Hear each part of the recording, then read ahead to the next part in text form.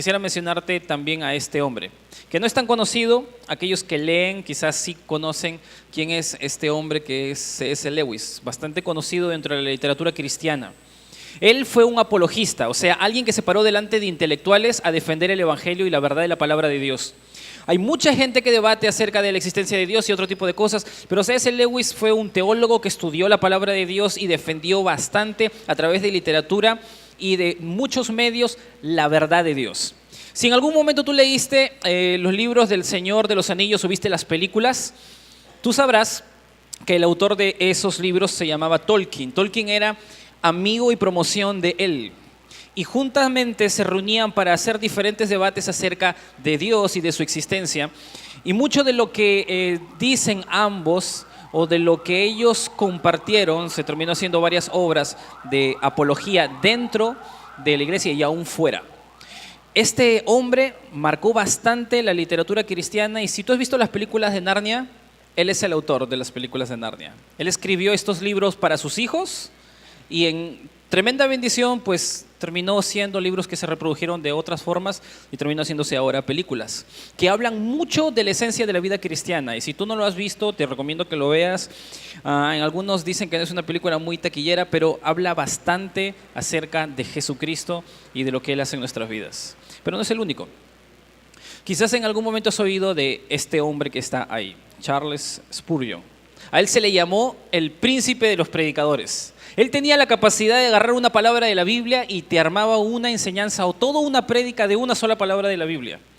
Sus predicaciones se han guardado por años y por bastante tiempo, de tal manera que hasta ahora hay personas que han recopilado sus enseñanzas y de sus enseñanzas han armado libros enteros.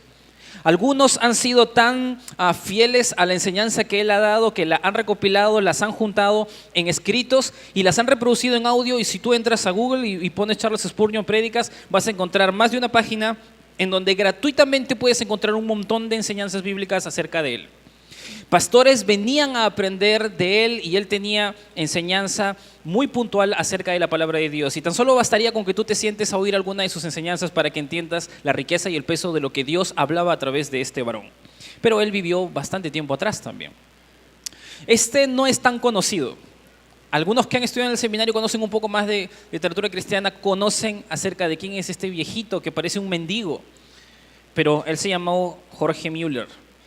Y él quiso ser pastor y Dios no se lo permitió. Él no fue pastor. Intentó, lo fue por un momento, pero pasaron diferentes cosas y Dios terminó usándolo trabajando en la vida de muchos huérfanos. Y él fue reconocido porque él trabajó haciendo orfanatos y casas hogar para niños que no tenían padres y que estaban en situación de abandono y que iban netamente a morir o a pasar diferentes situaciones complicadas. Pero es conocido porque este hombre, cuando oraba, se cumplía lo que pedía. Y tenía una fe tan, pero tan desarrollada que presidentes le pidieron a él que oren por su nación o por ellos mismos.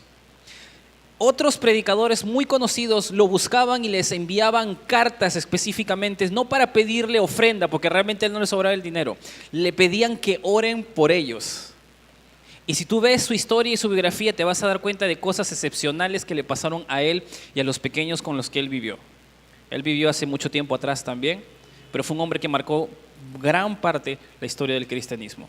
Y hay uno que vamos a ir más atrás y lo vas a tener en la Biblia, y es Pablo. Pablo, ¿quién no conoce de Pablo? Pablo es un gran evangelista, apologista a la vez, fariseo, conocedor de las Escrituras, y Dios lo utilizó a él para poder escribir gran parte del Nuevo Testamento, más de la mitad de sus escritos, prácticamente es lo que nosotros ahora tomamos como palabra de Dios. Dios lo usó grandemente, fue un hombre que se esforzó para levantar iglesias, para predicar el evangelio y hasta fue mártir por Cristo. En medio de todo eso, este hombre marcó un hito determinante en la iglesia. Te he puesto algunos ejemplos porque cada uno de nosotros podemos llegar a ver a través de ellos, si tú lo investigas, si tú lo puedes ver, cómo es que estos hombres llegaron hasta ese punto y hacerte la pregunta de cómo es posible que estos hombres pueden marcar una diferencia hasta el punto de que sus historias necesitamos escribirlas, necesitamos documentarlas. Todos ellos están en Wikipedia y tú puedes ver ahí todos los detalles de su información. Pero era necesario para el mundo y para la iglesia narrar sus historias porque ellos llegaron a encontrar un propósito claro para sus vidas. Todos los hijos de Dios tenemos mandamientos claros de parte de Dios. Y si hay algo que compartimos es que tenemos un Dios grande que quiere hacer cosas grandes con sus hijos y cada uno de nosotros somos parte de esa gran familia. En medio de todo lo que nosotros tenemos por hacer, nosotros tenemos delante un Dios que nos va retando y nos va instando a ser utilizados por Él en grandes obras. Cuando nosotros vamos a su palabra, la palabra de Dios, vamos a ver que Dios ha destinado de antemano, antes de que fuéramos creados, incluso obras específicas para nuestras vidas. Y cuando vemos estas historias y vemos la vida de hombres determinantes, nosotros imaginamos y decimos, wow, ¿cómo lo lograron? ¿Cómo llegaron hasta ese punto? ¿Y cómo yo podría llegar a ser usado por Dios de esa manera? Cuando uno incluso se llega a analizar y ponerse a pensar, ¿cómo es que Dios, por qué permitió esas cosas en mi vida? ¿Y por qué ciertas cosas no permitió en mi vida? ¿Por qué en medio de cosas que aún yo no logro comprender? ¿Por qué Dios tiene un plan? Y yo sé que tiene un plan muy claro y en mi vida personal, ¿qué quiere hacer conmigo? Todos llegamos a hacernos la pregunta, ¿por qué Dios me ha traído hasta acá? ¿Y sabes por qué tenemos que hacernos esa pregunta y por qué es importante sí responderla? Porque tú costaste caro. Tú no agarras, inviertes algo muy caro o inviertes dinero, mucho dinero en algo que no piensas utilizar. Y tú costaste la sangre de Jesús. Yo costé la sangre de Jesús. Dios mismo bajó a la tierra, murió en una cruz y ese fue un alto precio. Tú nunca compras algo que no piensas dejar botado y compras algo con mucho de tu dinero, con mucho esfuerzo y lo dejas botado. Dios invirtió altamente en ti porque piensa usarte en su momento y dentro de sus planes. Dentro de los proyectos que Él tiene en el tiempo indicado, cada uno de nosotros somos herramientas. Y nuestra fidelidad dictaminará si somos herramientas de honra o de deshonra, de acuerdo a nuestra fidelidad y en medio de los proyectos que Dios pone en nuestras vidas. Pero seguimos siendo herramientas. Muchas veces cuando llegamos al inicio a la iglesia nos vemos como enfermos que Dios tiene que sanar y tiene que transformar. Y luego saldremos bien por esas puertas. Pero a medida que conoces la palabra, a medida que tú integras una relación con Dios y poco a poco aprendes de la palabra, te das cuenta de que Dios no te ve como un enfermo, te ve como una herramienta que se ha deteriorado y necesita ser arreglada porque tiene un propósito por el cual fue creado. Y muchas veces no nos damos cuenta, pero Dios tiene un destino claro para cada uno de nosotros. Y no todos son pastores, y no todos son misioneros, y no todos van a desenvolverse dentro de las paredes de la iglesia, pero Dios nos ha creado a todos con un propósito. Y yo quiero mostrarte, porque te he puesto estos ejemplos, pero quiero mostrarte la vida de un hombre que la tuvo claro realmente en medio de las cosas que estuvo haciendo. Es realmente la vida de David a quien yo me refiero. David tuvo errores y tuvo complicaciones en su vida personal, pero tú puedes ver que David llegó a entender qué es lo que Dios le pedía. Y él no dudó en ningún momento en llegar a comprender qué es lo que Dios estaba esperando de él. Cuando tú ves la vida de David que entra en escena, te vas a dar cuenta que David tenía una reputación bastante grande. Dentro del mundo de los judíos, David tenía una vida bien respetada. Y en el caso de él, yo quisiera mostrarte 3 capítulos de la vida de él. Por eso la enseñanza de hoy se titula La vida de David en capítulos. La vida de David tiene muchos capítulos, pero yo solo quiero mostrarte 3. Yo te voy a mostrar 3 de ellos y habrán otros más, pero yo no voy a tener el tiempo para hacer eso. Pero te vas a dar cuenta que David es un ejemplo serio de alguien a quien tú puedes imitar y de quien tú puedes darte cuenta que entendió claro qué es lo que Dios esperaba de él. Pero no empecemos sin pedir dirección a Dios. Y te pido que agachemos nuestros rostros y nos dirijamos a Dios para que Él nos dirija en este momento. Dios bueno, tú eres quien nos habla, tú eres quien nos enseña, es tu palabra y queremos pedir tu dirección. Queremos invocar tu presencia para que seas tú quien pueda ayudarnos a discernir y entender lo que esperas de nuestras vidas. Y donde nos encontremos, nos ayudes a ser frágiles y dóciles hacia tus planes y tu voluntad. Te agradecemos por este tiempo, en el nombre de Jesús. Amén. Mira, comencemos hablando de David. En primer lugar, David no era cualquier persona. Como ya habíamos mencionado, David tenía todo un recorrido bastante amplio. David era respetado y hay algo que es bien interesante de ver en la vida de David. Así como en Pablo en el Nuevo Testamento, en David, Dios se toma bastantes versículos para hablar acerca de su vida. Casi toda primera de Samuel y segunda de Samuel tiene que ver con su vida y detalla cosas muy específicas de lo que él sintió, de lo que él vivió y de cómo actuó. Y es curioso esto porque no es de esos que tú ves en la Biblia que vivió, hizo algo por Dios y murió y fue contado como un buen hombre, sino que tú ves en la vida de David que se nos describe detalladamente muchas cosas de él. Y cuando vas a los Salmos se nos ve incluso a descubrir muy adentro su corazón, de cosas que él va a escribir, de cosas que él va a sentir, de cosas muy íntimas que va a pasar con Dios, y Dios abre el abanico de su palabra y le permite a David ser escrita su biografía ampliamente, porque hay una razón por la que David va a ser mostrado de esta manera. David tenía una gran reputación y era muy respetado. Él cometió errores grandes, pero aún en Israel eso era una realidad. Y yo quisiera mostrarte un momento, un punto en el que vamos a iniciar, y a través de ese hito vamos a comenzar a ver capítulos en la vida de David.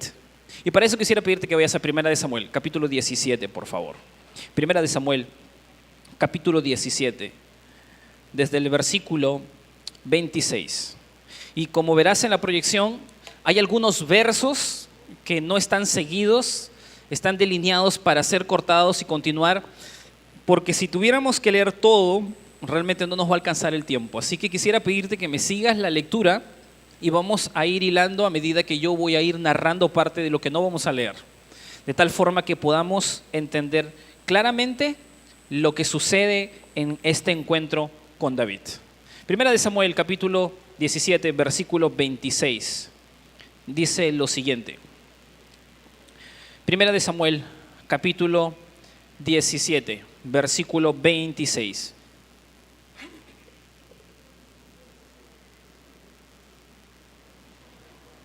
Dice así: entonces habló David a los que estaban junto a él diciendo: ¿qué harán al hombre que venciere a este filisteo y quitare el oprobio de Israel? Porque ¿quién es este filisteo incircunciso para que provoque a los escuadrones del Dios viviente? Versículo 31 y 32 dice: fueron oídas las palabras que David había dicho y las refirieron delante de Saúl, y él lo hizo venir. Y dijo David a Saúl: no desmaye el corazón de ninguno a causa de él. Tu siervo irá y peleará contra este filisteo.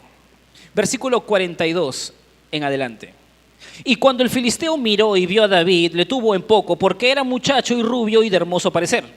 Y dijo el filisteo a David: ¿soy yo perro para que vengas a mí con palos? Y maldijo a David por sus dioses.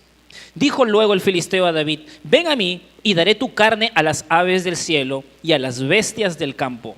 Entonces dijo David al filisteo: tú vienes a mí con espada y lanza y jabalina, mas yo vengo a ti en el nombre de Jehová de los ejércitos, el Dios de los escuadrones de Israel, a quien tú has provocado.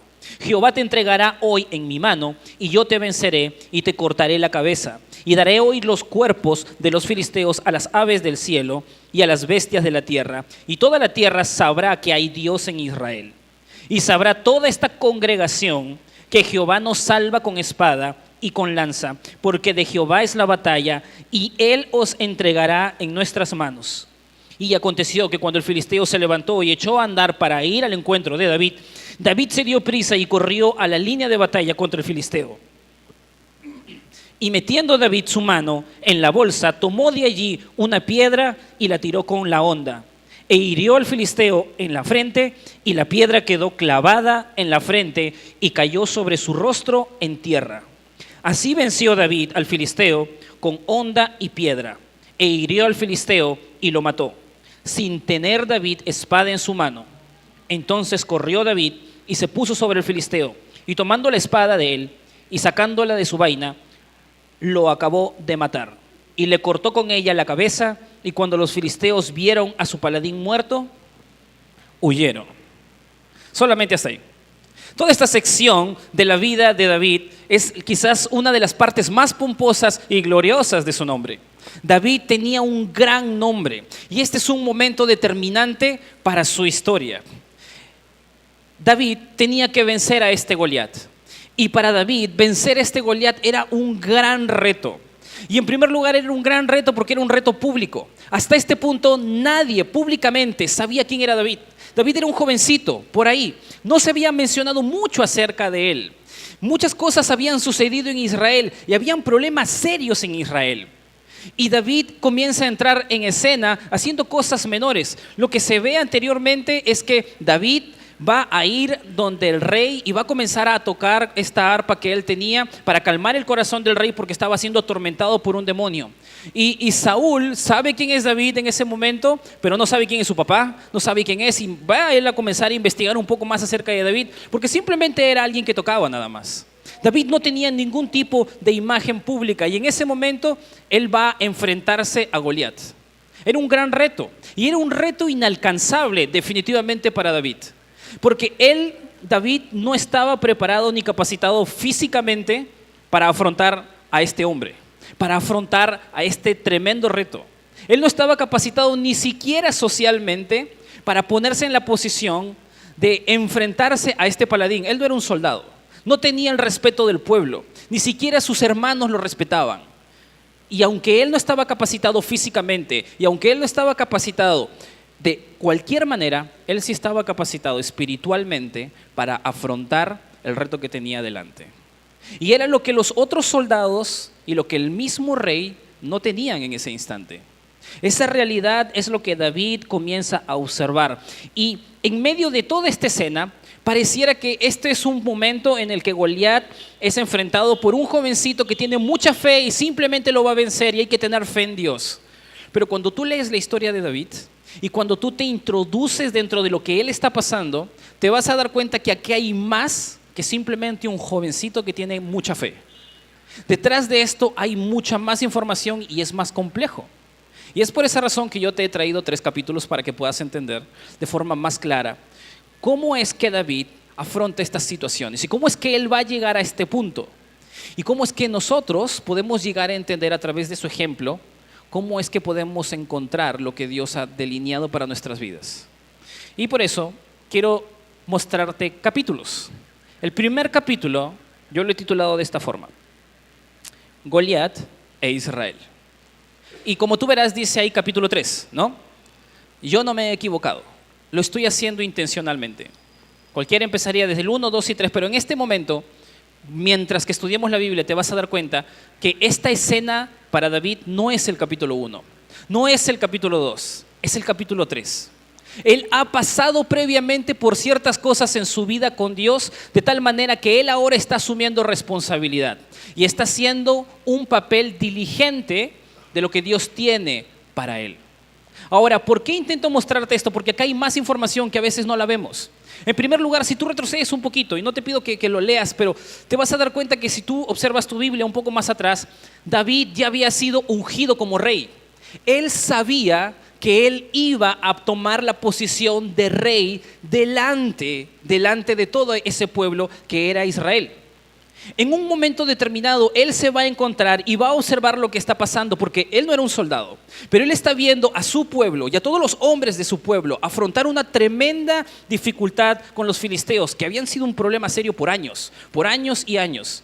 Y en este instante, todos están a la guarda de un gran soldado que adelante ha dicho: si alguien viene aquí y me reta, vamos a hacer un trato. Si yo lo mato, los israelitas van a ser nuestros esclavos. Pero si él me mata, ustedes van a ser nuestros amos y nosotros vamos a ser sus siervos, sus esclavos. Ese compromiso no era justo en ningún sentido. Y yo me imagino que los soldados estaban diciendo: pero anda tú, pero dile a Saúl, pero dile al otro. Y ninguno de ellos quería ir porque nadie se estaba moviendo. Y todos estaban ahí simplemente observándose y mirándose la cara, y pasaban los días y este hombre salía a hablar, a amedrentar e insultar, a blasfemar contra Dios, y nadie hacía nada porque nadie se atrevía a ir para allá. El rey estaba con miedo y todos los soldados también. Y ahora David, que estaba en la casa de su padre, va a acercarse nuevamente y se va a enterar que esto está sucediendo. Él va a ver a su pueblo, que en algún momento él va a gobernar. Él va a ver a la corona que en algún momento va a tener en su cabeza, y en medio de eso nadie quiere actuar. No sabemos cómo, pero él entiende en ese momento que este reto es para él. Y él entiende que él no se puede quedar mirando simplemente frente a todo un pueblo que tiene un gran Dios y que él lo conoce y que él sabe cómo es todo esto. David va a ejercer mucha fe para enfrentarse a Goliat, pero Goliat para David no era una cosa sencilla o pequeña. Y por esa razón, yo quisiera mencionarte de forma más clara que poniéndote en las sandalias de David, tú puedes llegar a entender que enfrentar a Goliat hizo que David inicie una nueva etapa. Una etapa de la que él ya era consciente, de que Dios lo había ungido. Y en este punto algo había sucedido. No era público que él había sido ungido. Si Saúl se enteraba que él había sido ungido, Saúl iba a ir y lo iba a matar. Todo esto había sido en privado. Y habían cosas que la gente no sabía, pero él las conocía. Él tenía la revelación de parte de Dios y él sabía que hay ciertas cosas que Dios quería con él y ya se lo había mostrado. Y en este momento él tiene que asumir un gran reto y un peso que cualquiera no tiene que tomar y que casi nadie lo va a llegar a entender. Él había sido destinado para ser rey y Samuel ya lo sabía y Dios también. Y este es el momento en el que él va a decidir: o me quedo mirando o doy un paso de fe y actúo frente a lo que Dios me ha puesto delante. Vencer a Goliat era el inicio de su carrera como rey y nadie se había dado cuenta, quizás ni siquiera él. Pero este era un inicio en el que él iba a tener que ejercer fe y hacer algo que no estaba capacitado para hacer, pero que Dios le estaba diciendo: yo estaré contigo, yo voy a estar ahí. Si nosotros somos fieles, si andamos rectamente, si hacemos lo correcto delante de Dios, llegará el momento en que cada uno de nosotros, o quienes sean fieles, van a enfrentarse a su Goliat. Y no porque van a tener una prueba difícil delante, porque las pruebas vienen y van para formarnos, porque Goliat simbolizaba una nueva etapa en la vida de David. Y sabes, no todos llegan a enfrentarse a Goliat. Algunos se quedan atrás. Por eso es que este capítulo no es el 1, no es el 2, es el 3. Es la parte en donde David comienza a inicia el punto de lo que Dios le ha dicho que esperaba de él. Le había dicho que iba a ser rey y este era el momento.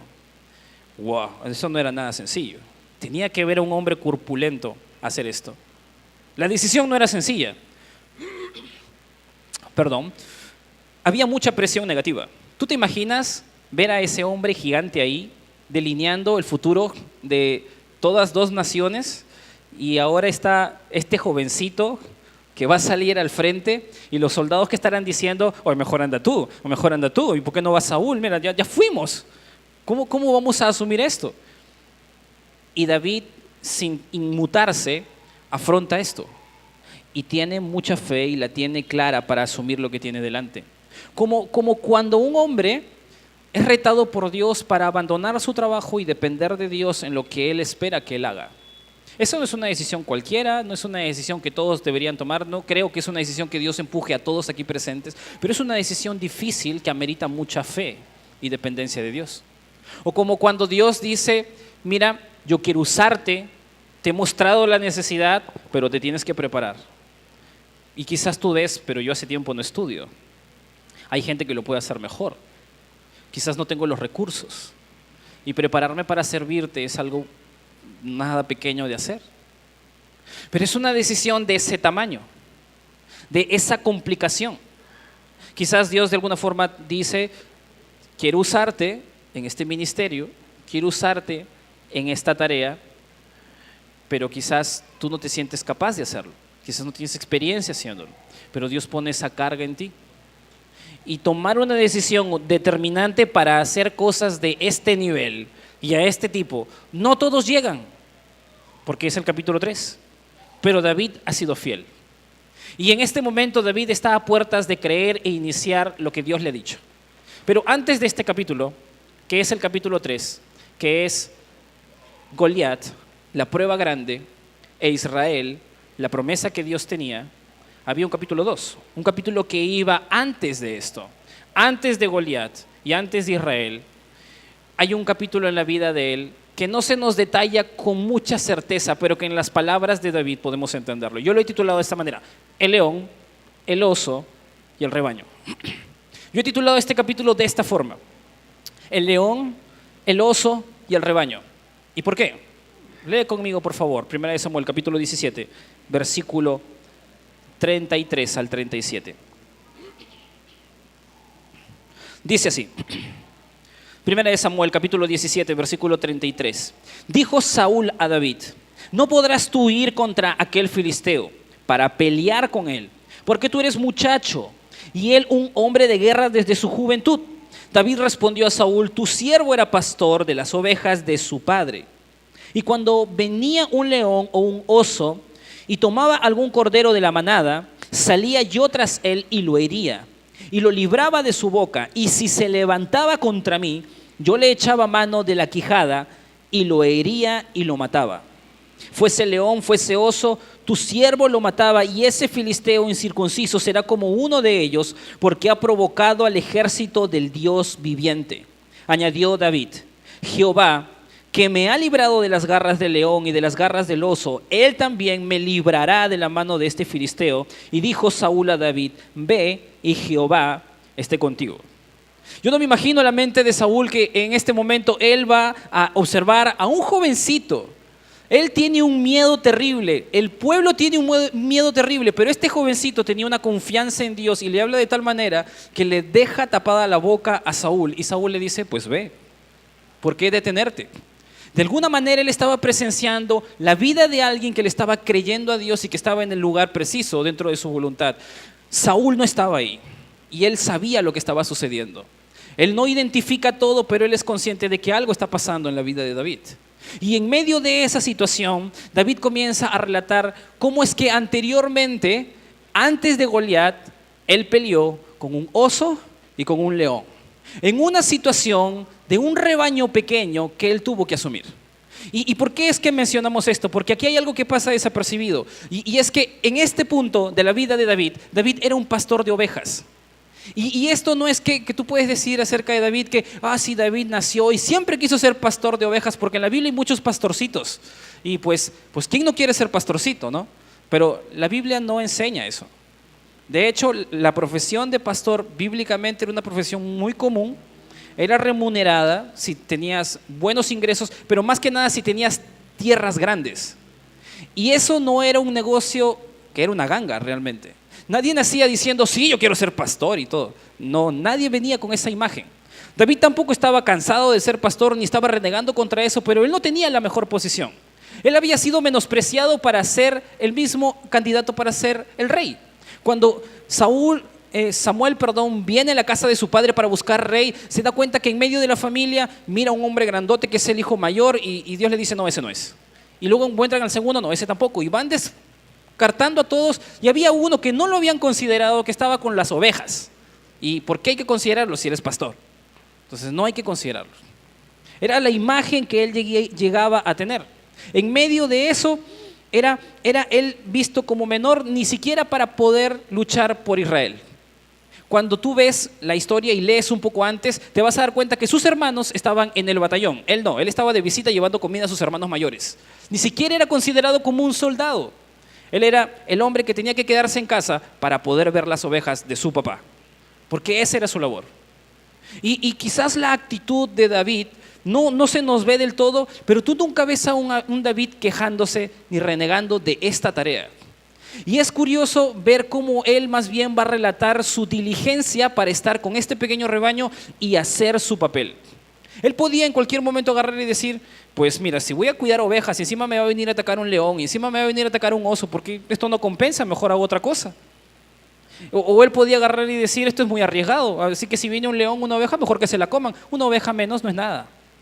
Pero en ningún momento tuve esa actitud de parte de David frente a lo que tenía delante en ese instante. Él tenía un rebaño que había sido impuesto en la situación que le tocó vivir como hermano menor, y él fue diligente y afrontó ese pequeño oso que se ponía delante o ese león que tenía delante, y él lo mataba para justamente permanecer en lo que se le había impuesto y a lo que se le había dado. Antes de enfrentar a Goliat, él había enfrentado a un león y él había enfrentado a un oso en un contexto pequeño. Antes de entrar a pastorear a todo Israel, él estaba pastoreando un pequeño rebaño de ovejas, así de pequeño. Quizás era grande, no sabemos qué tanto, pero eran ovejas, nada más. Y David no fue negligente, fue diligente en lo que Dios ya le había dado en ese punto. Y la pregunta es: ¿cuál es tu león cuál es tu oso y cuál es tu rebaño. Ahí yo quiero hacer una aclaración. Una aclaración porque puedes llegar a malinterpretar lo que yo estoy intentando decir. Y es que cuando hablamos de el rey y hablamos de un sacerdote o un profeta, estas tres cosas eran tres profesiones diferentes y no eran iguales. El profeta y el sacerdote tenían la labor de interceder del pueblo delante de Dios o de Dios delante del pueblo. Esta era la función del profeta y del sacerdote, pero el rey tenía la tarea terrenal de desarrollar justicia dentro de la nación, que era el pueblo de Dios, y en medio de lo que sucedía, él tenía una tarea más secular que espiritual, aunque esto implicaba una responsabilidad directa, porque la presencia del rey y su forma de gobernar justa delinearía el futuro espiritual de Israel. Pero ¿por qué intento mostrarte esto? Porque tú puedes pensar que este rebaño solamente esta idea es para pastores nada más, bueno, alguien que va a servir a tiempo completo y lo demás, pero no es así. Tú puedes ver en David que Dios le había dejado cosas pequeñas desde un principio para llevarlo a cosas grandes, y él nunca llegaría a ver lo grande si en lo pequeño no era fiel. Y muchos de nosotros no vamos a llegar a observar y ver lo grande que Dios quiere hacer en nuestras vidas si lo pequeño que tenemos no lo cuidamos y no somos diligentes. Yo puedo llegar a menospreciar mi papel como cabeza de hogar, y es posible que esto tenga consecuencias en mi futuro. Muchas veces esas cosas que Dios nos ha dado son cosas que quizás otros no atienden, pero Dios te está hablando a ti que deberías atender eso.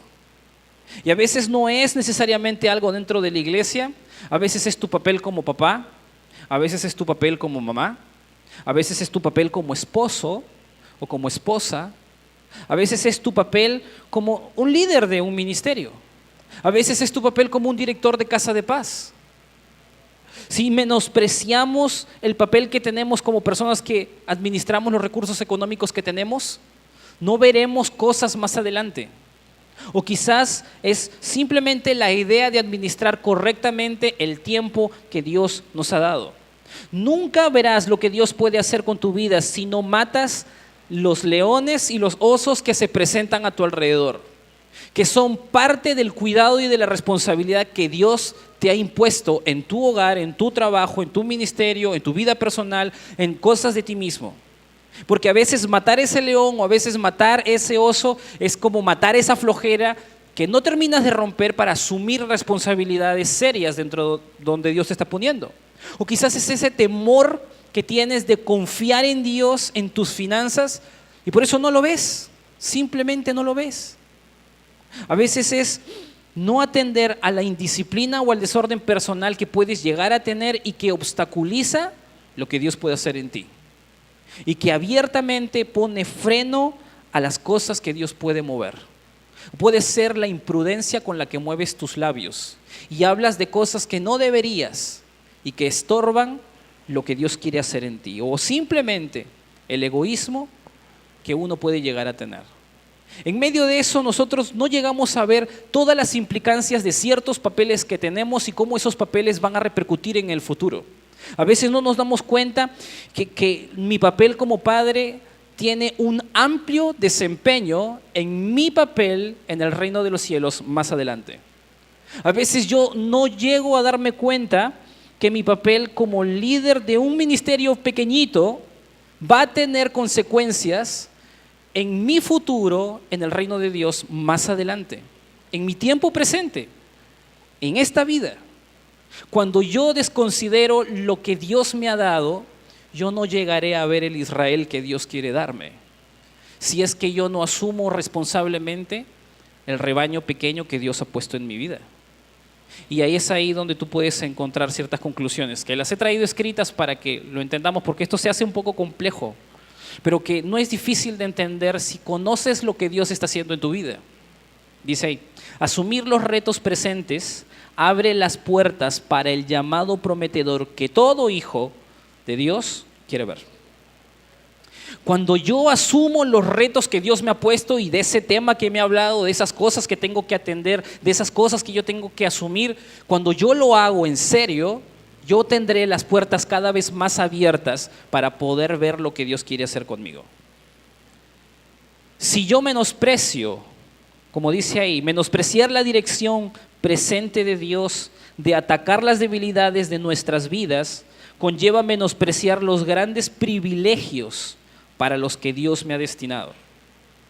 Muchas veces yo voy a menospreciar cosas que abren puertas a los grandes privilegios que como hijos de Dios vamos a tener en su reino, en esta vida presente. Antes de un Goliat y un Israel hay un oso y un león y un rebaño que atender, siempre, siempre. En medio de todo eso hay un futuro que afrontar y que anhelamos, pero si no atendemos el presente no llegaremos a ese futuro. Y mucho de lo que escuchamos y soñamos y decimos, ¿por qué Dios hace eso en la vida de ese hermano? ¿Por qué no le hace en la mía? Es porque quizás Dios está esperando que atiendas tu rebaño, que atiendas esos temas que no has tratado. Y hasta que no llegue ahí, como con Dios no hay atajos, eso no sucederá. Todos tenemos un futuro grande delante de Dios porque costamos caro, pero todos tenemos que tratar con esas cosas previamente.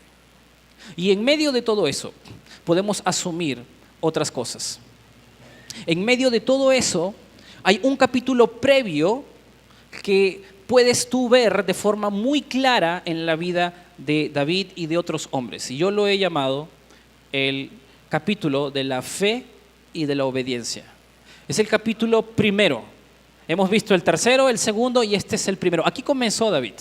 Y para eso quisiera mostrarte un verso. Primera de Samuel, retrocediendo un poco, capítulo 15, versículo 22. Primera de Samuel, capítulo 15, versículo 22. Dice así. Primera de Samuel, capítulo 15, versículo 22.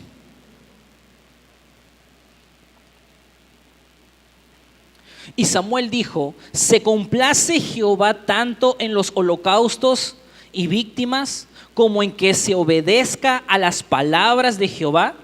Ciertamente el obedecer es mejor que los sacrificios y el prestar atención que la grosura de los carneros. ¿Sabes? Este verso se lee en un momento trágico y triste. No está dirigido a David, está dirigido al rey que David va a reemplazar. En esta escena pasa algo bien crudo y determinante en la vida de Israel. Anteriormente a David estaba el rey Saúl y este rey Saúl había cometido muchas negligencias. De por sí ya estaba a un pellejo de perder su reinado. Y en este punto, en este momento, Dios le da a Saúl una orden. Lleva a Israel a vencer un pueblo y aniquilarlo por completo que tenía una deuda con Dios desde hace mucho tiempo. Y la norma era que debía destruir todo. Y él va con el pueblo y obedece, pero el pueblo le pareció mejor guardar lo mejor de los animales para ofrecerlos en sacrificio a Dios. Y guardaron la vida del rey también. Y Saúl no hace nada. Samuel llega y ve los animales y en medio de lo que está pasando en ese instante le pregunta a Saúl, ¿qué está pasando? Y le dice a él, ¿se complace Jehová tanto en los holocaustos y víctimas como en que se obedezca a las palabras de Jehová? Saúl le dice, lo que pasa es que el pueblo quería. Y si tú sigues leyendo te vas a dar cuenta que Samuel le va a decir, perdóname, pero el pueblo tiene un rey y tú eres el rey. Tú tienes que entender que ese es tu papel. Y en este momento Saúl tenía un oso y un león que tenía que afrontar, pero tenía miedo de ese pueblo y decidió no afrontarlo. Decidió dejarlo ahí. Decidió quedarse mirando. Y Samuel va a dejarle claro que Dios no está muy interesado en las cosas que puedes hacer para Él, sino exclusivamente en que hagamos lo que Él nos está pidiendo específicamente a nosotros. Una vez más, si lees ahí, dice, se complace Jehová tanto en los holocaustos y víctimas como en lo que se obedezca a las palabras de Jehová. Ciertamente el obedecer es mejor que los sacrificios y el prestar atención que la grosura de los carneros. Es ahí en donde Saúl pierde el reinado y Dios dice a él, ya no usaré de ti y levantaré a alguien conforme a mi corazón. Eso es un golpe triste, duro.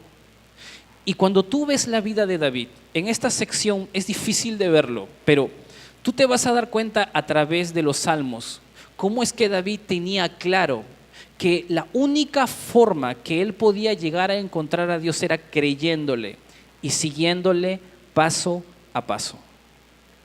Ejercer fe cuesta un montón.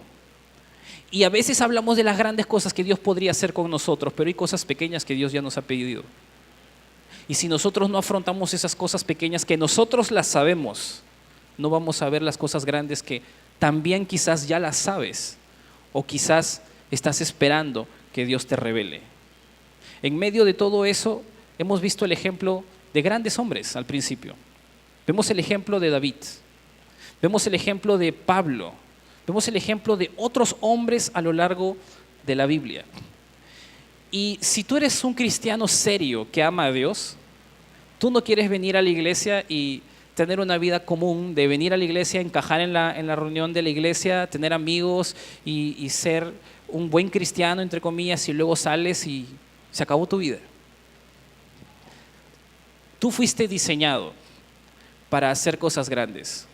Tu conciencia no te deja pasar desapercibido. Y aunque la nublemos y lo achiquemos, Dios nos ha diseñado con un espíritu que anhela fervientemente hacer su voluntad. Y cuando nosotros no nos alineamos a sus planes, desencajamos mucho de lo que hacemos. Y veremos cómo otros dan pasos concretos. Y nosotros seguiremos quizás en el rebaño, o quizás perderemos ese rebaño también. Dependiendo cómo creemos y obedecemos delante de Dios. Si queremos ver a Dios, tenemos que ser fieles en lo que Dios nos ha puesto ahora, para que más adelante, en su tiempo indicado, veamos lo amplio que Él quiere hacer en nuestras vidas. Oremos.